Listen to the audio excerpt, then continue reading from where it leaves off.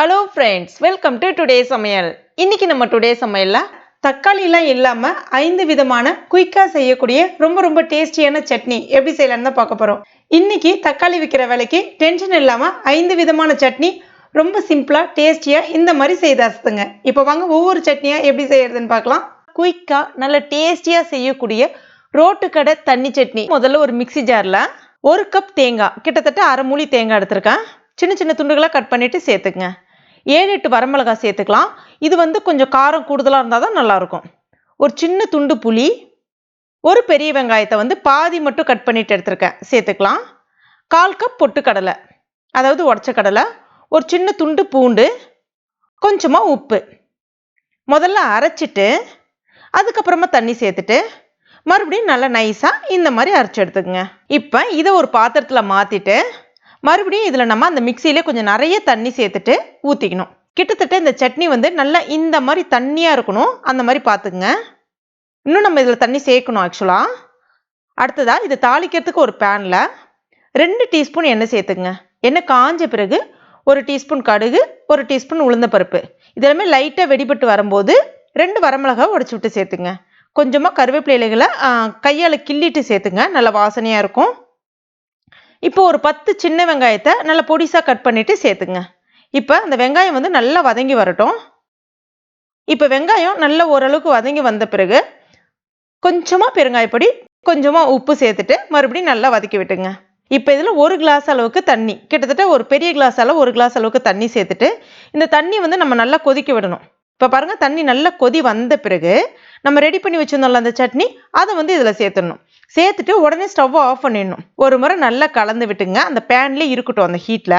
தேவைப்பட்டால் கொஞ்சமாக பொடிசாக கட் பண்ண கொத்தமல்லி இலைகளும் நீங்கள் இதில் சேர்த்துக்கலாம். அவ்வளோதான், ஒரு சூப்பரான தண்ணி சட்னி ரெடி ஆகிடுச்சு. இது ரொம்ப சூப்பராக இருக்கும், செய்யறது ரொம்ப சுலபம். டேஸ்ட் வைஸ் பார்த்தீங்கன்னா அவ்வளோ ஒரு பர்ஃபெக்டாக இட்லி தோசையோட மேட்ச் ஆகும். இப்போ நல்லா சூடாக இருக்கக்கூடிய இட்லியை ஒரு தட்டில் வச்சுட்டு அதுக்கு மேலே இந்த சட்னியை சும்மா கொஞ்சமாலாம் ஊற்றக்கூடாது, அப்படியே நிறைய அப்படி ஊற்றணும். ஊற்றிட்டு எடுத்து கொஞ்சமாக தொட்டு சாப்பிட்றதும் கிடையாது, நல்லா ஃபுல்லாக அந்த சட்னி அப்படியே பெரட்டி வாயில் போட்டிங்கன்னா இறங்கும் பாருங்கள் உள்ள. அவ்வளோ ஒரு டேஸ்ட்டாக இருக்கும். கண்டிப்பாக இந்த ரெசிபியை உங்கள் வீட்டில் ட்ரை பண்ணி பாருங்கள். அடுத்ததான் பசுமை மாறாத சுவையான கொத்தமல்லி சட்னி எப்படி செய்யலான்னு தான் பார்க்க போகிறோம். முதல்ல அதற்கு ஒரு பேனில் 2 டீஸ்பூன் எண்ணெய் சேர்த்துக்குங்க.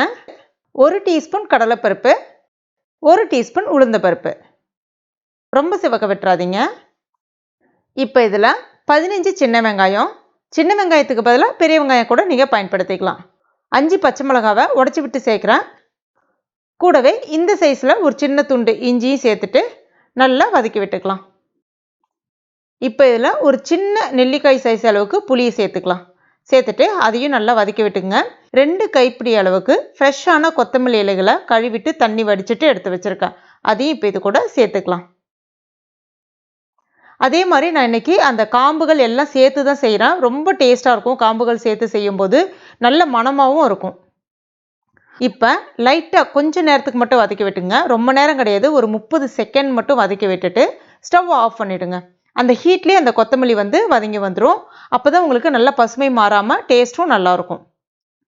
இப்போ இதில் 1/4 கப் அளவுக்கு தேங்காய் துருகளும் சேர்த்துட்டு நல்லா ஒரு முறை கலந்து விட்டுக்குங்க. இப்போ இது நல்லா ஆறுனதுக்கு அப்புறமா மிக்ஸி ஜாரில் சேர்த்துட்டு தேவையான அளவுக்கு உப்பு சேர்த்துக்குங்க. தேவைப்பட்டால் கொஞ்சமாக தண்ணி சேர்த்துட்டு நல்லா நைஸாக இந்த மாதிரி அரைச்சி எடுத்துக்குங்க. அடுத்தது இதுக்கு ஒரு சூப்பரான தாளிப்பு ஒன்று கொடுத்துடலாம். அதுக்கு ஒரு பேனில் 1 டீஸ்பூன் எண்ணெய், 1/2 டீஸ்பூன் கடுகு, 1/2 டீஸ்பூன் உளுந்தப்பருப்பு எல்லாம் நல்லா பொரிஞ்சு வந்த பிறகு கொஞ்சமாக கருவேப்பிலை இலைகள். அவ்வளோதான், இதையும் இதை கூட சேர்த்துடலாம். அவ்வளோதான், பார்க்கவே பாருங்கள் நல்ல பச்சை பசேல்னு சூப்பரான கொத்தமல்லி சட்னி ரெடி ஆகிடுச்சு.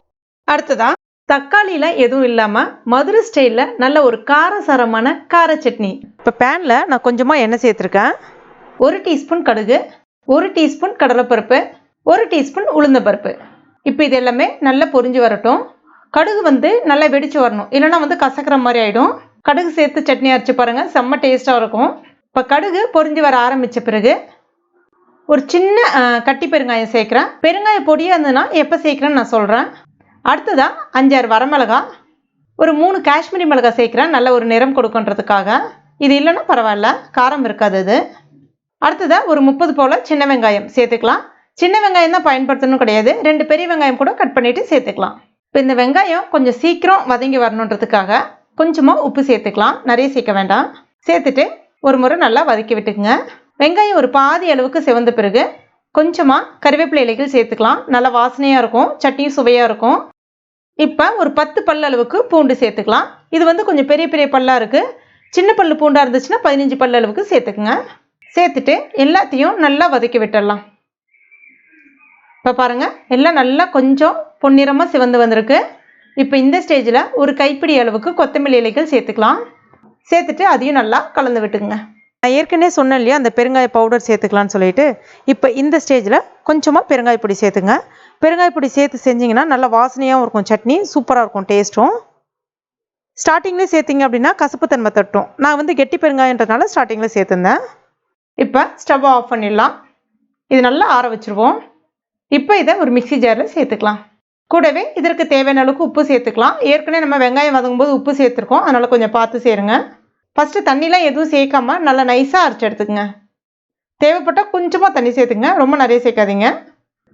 இப்போ பாருங்கள், இந்த மாதிரி இருக்கணும். இது வந்து தாளிக்கலாம் எதுவும் வேண்டாம், அவ்வளோதான். இப்படியே சாப்பிட்டாலே சூப்பராக இருக்கும். நல்ல சூடான இட்லியோட வச்சு பரிமாறினீங்கன்னா அவ்வளோ ஜம்முன்னு இறங்கும், நல்லா காரசாரமாக இருக்கும். கண்டிப்பாக ட்ரை பண்ணி பாருங்கள்.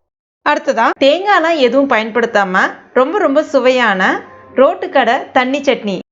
அதுக்கு முதல்ல ஒரு பேனில் 2 டீஸ்பூன் அளவுக்கு எண்ணெய் சேர்த்துக்குங்க. எண்ணெய் காஞ்ச பிறகு ஒரு 7 பச்சை மிளகாய். இந்த சட்னி வந்து கொஞ்சம் காரமாக இருந்தால் தான் நல்லாயிருக்கும், அதனால் 7 பச்சை மிளகாவை உடச்சி விட்டு சேர்க்குறேன். ஏன்னா பச்சை மிளகாவை முழுசாக சேர்த்தோம் அப்படின்னா வெடிக்கும், அதுக்கப்புறம் மேலே வந்து தெரிக்கும், அதனால் உடச்சி விட்டு சேர்த்துக்குங்க. கூடவே 3 பல் அளவுக்கு பூண்டு சேர்த்துக்குங்க. இப்போ இது எல்லாத்தையுமே நல்லா வந்து ஒரு தடவை 1 நிமிஷத்துக்கு நல்லா வதக்கி விட்டுக்கலாம். இப்போ பாருங்கள், அந்த பச்சை மிளகாவுடைய நிறம் கொஞ்சம் மாறி வந்திருக்கு. இப்போ இந்த ஸ்டேஜில் 2 மீடியம் சைஸ் பெரிய வெங்காயத்தை கட் பண்ணிவிட்டு சேர்த்துக்கலாம். சேர்த்துட்டு வெங்காயம் வந்து ரொம்ப ப்ரௌனாக சிவந்து வரணும் அப்படின்னு கிடையாது, கொஞ்சம் அந்த கண்ணாடி பதத்துக்கு சிவந்து வர்ற அளவுக்கு நம்ம வதக்கி விட்டுக்கலாம். இப்போ பாருங்கள், கண்ணாடி பதத்துக்கு வந்திருக்கு. இப்போ ஸ்டவ் ஆஃப் பண்ணிவிட்டு இது எல்லாத்தையுமே நல்லா ஆற வச்சுக்கலாம். அடுத்ததாக ஒரு மிக்சி ஜாரில் 1/4 கப் அளவுக்கு பொட்டுக்கடலை சேர்த்துக்கலாம். இது சராசரியாக ஒரு 40 கிராம் அளவுக்கு இருக்கும். அடுத்ததாக நம்ம வதக்கி வச்சுருக்க அந்த வெங்காயம், பச்சை மிளகாய், பூண்டு சேர்த்துடலாம். இப்போ தேவையான அளவுக்கு உப்பு சேர்த்துக்குங்க. கூடவே கொஞ்சம் நிறையவே தண்ணி சேர்த்துட்டு அரைச்சிக்கலாம். அரைக்கும்போது ரொம்ப நைஸாக அரைச்சிடாதீங்க. இப்போ பாருங்கள், இந்த மாதிரி கொஞ்சம் கொரகொரப்பாக அரைங்க. அப்போ தான் வந்து அந்த அம்மியில் அரைக்கும் போது ஒரு டேஸ்ட் கிடைக்கும் இல்லையா, அந்த டேஸ்ட் கிடைக்கும். ரொம்ப நைஸாக அரைச்சிட்டிங்கன்னா அந்த டேஸ்ட் வந்து கண்டிப்பாக மிஸ் பண்ணுவீங்க. அதனால் இந்த மாதிரி கொஞ்சம் கொரகொரப்பாக இருக்கிற மாதிரி அரைச்சிக்கங்க, அப்போ தான் நல்லாயிருக்கும். அடுத்ததாக இப்போ இதை நம்ம தாளிச்சிடலாம். அதுக்கு 2 டீஸ்பூன் எண்ணெய் சேர்த்துக்குங்க. கூடவே 1 டீஸ்பூன் கடுகு, 1 டீஸ்பூன் உளுந்தப்பருப்பு. இதெல்லாம் கொஞ்சம் வெடித்து வர சமயத்தில் 2 வரமிளகாவை உடச்சி விட்டு சேர்த்துக்கலாம். இதெல்லாம் பொரிஞ்ச பிறகு கொஞ்சமாக கறிவேப்பிலை இலைகள் சேர்த்துக்குங்க. கடைசியாக சின்ன வெங்காயம் ஒரு 6லேருந்து 7 சின்ன வெங்காயத்தை நல்லா பொடிசாக கட் பண்ணி எடுத்துருக்கேன். இப்போ அதையும் இது கூட சேர்த்துக்கலாம். சேர்த்துட்டு அந்த சின்ன வெங்காயம் நல்லா சிவந்து வரணும், இல்லைனா வந்து உங்களுக்கு அந்த பச்சை ஸ்மெல் வர மாதிரி இருக்கும். இப்போ பாருங்கள், அந்த வெங்காயம் நல்லா சிவந்து வந்திருக்கு பாருங்கள். இப்போ ஸ்டவ்வை வந்து ஆஃப் பண்ணிவிடுங்க.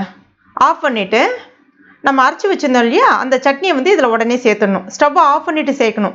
ஏன்னா நம்ம இதில் பொட்டுக்கடலை சேர்த்துருக்கோன்றதுனால ஸ்டவ் வந்து ஆனில் இருந்துச்சு அப்படின்னா அந்த பொட்டுக்கடலை வந்து கட்டி கட்டியாக இருக்கிற மாதிரி ஆகிடும், அது நல்லா இருக்காது. ஆஃப் பண்ணிவிட்டு அந்த கடை சூட்லேயே வந்து இது வந்து அப்படியே கலந்து விட்டால் போதும். அது மாதிரி கூட கொஞ்சம் உங்களுக்கு தேவையான அளவுக்கு நீங்கள் எவ்வளோ தண்ணி வேணால் சேர்த்துக்கலாம். அதுக்கு தகுந்த மாதிரி நீங்கள் உப்பு சேர்த்து அட்ஜஸ்ட் பண்ணிக்கணும். அரைக்கும் போதே கொஞ்சம் நிறைய தண்ணி சேர்த்து அரைச்சிங்கன்னா உங்களுக்கு இந்த பதத்துக்கு கிடைக்கும் உங்களுக்கு. அவ்வளோதான், சுவையான தண்ணி சட்னி ரெடி ஆகிடுச்சு. இதில் நம்ம தேங்காய் அதெல்லாம் எதுவுமே சேர்க்கல. நீங்கள் ரோட்டு கடையில் இல்லைன்னா சில ஹோட்டல்லலாம் வந்து டேஸ்ட் பண்ணிங்கன்னா பார்த்தீங்கன்னா ஒரு சட்னி வந்து தருவாங்க, அதில் தேங்காய் தான் போட்டிருப்பாங்க அப்படின்னு நீங்கள் நினைப்பீங்க. அப்படி கிடையாது.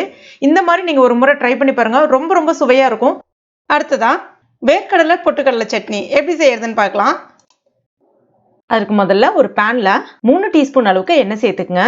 எண்ணெய் காஞ்ச பிறகு 1/2 கப் வேர்க்கடலை, சராசரியாக ஒரு கைப்பிடி அளவுக்கு இருக்கும். இது வந்து வறுக்காத காய்ந்த வேர்க்கடலை எடுத்திருக்கேன்.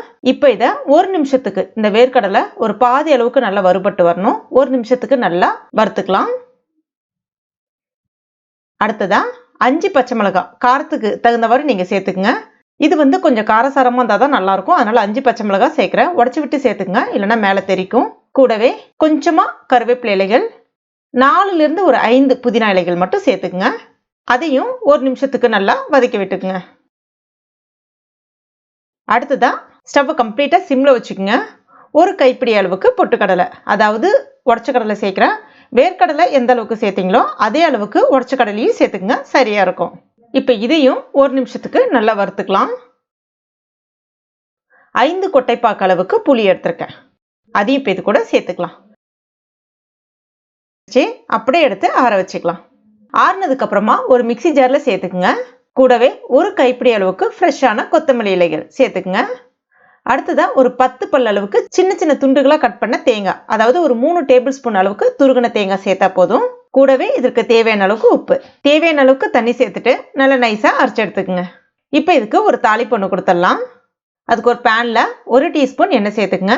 கூடவே 1 டீஸ்பூன் கடுகு, 1 டீஸ்பூன் உளுந்தம்பருப்பு. இப்போ கடுகு நல்லா வெடிச்சு வந்த பிறகு கூடவே 2 வரமிளகாய் சேர்த்துங்க, கொஞ்சமா கருவேப்பிலைகள் சேர்த்துங்க. இதை சட்னியில தாளிச்சு விட்டுற வேண்டியதான். இது வந்து கொஞ்சம் கெட்டி சட்னியாவும் சாப்பிடலாம், இல்லைன்னா நீங்க தேவையான அளவுக்கு தண்ணி சேர்த்துட்டு கொஞ்சம் நல்லா தண்ணி சட்னியாவும் சாப்பிடலாம். ரொம்ப அட்டகாசமா இருக்கும். கண்டிப்பா இந்த மெத்தட்ல நீங்க உங்க வீட்டுல ட்ரை பண்ணி பாருங்க. ட்ரை பண்ணிட்டு மறக்காம எனக்கு கமெண்ட் பண்ணுங்க. இந்த வீடியோ உங்களுக்கு பிடிச்சிருந்தா லைக் பண்ணுங்க. உங்க நண்பர்கள் மற்றும் ஃபேமிலி மெம்பர்ஸ் கூட மறக்காம ஷேர் பண்ணுங்க. மேலும் இது போன்ற டேஸ்டி ரெசிபிகளுக்கு நம்ம டுடே சமையல் இது வரைக்கும் நீங்க சப்ஸ்கிரைப் பண்ணலனா உடனே சப்ஸ்கிரைப் பண்ணீங்க. கூடவே மறக்காம அந்த பெல் நோட்டிஃபிகேஷன் சிம்பிளையும் பிரஸ் பண்ணீங்க. தேங்க்யூ.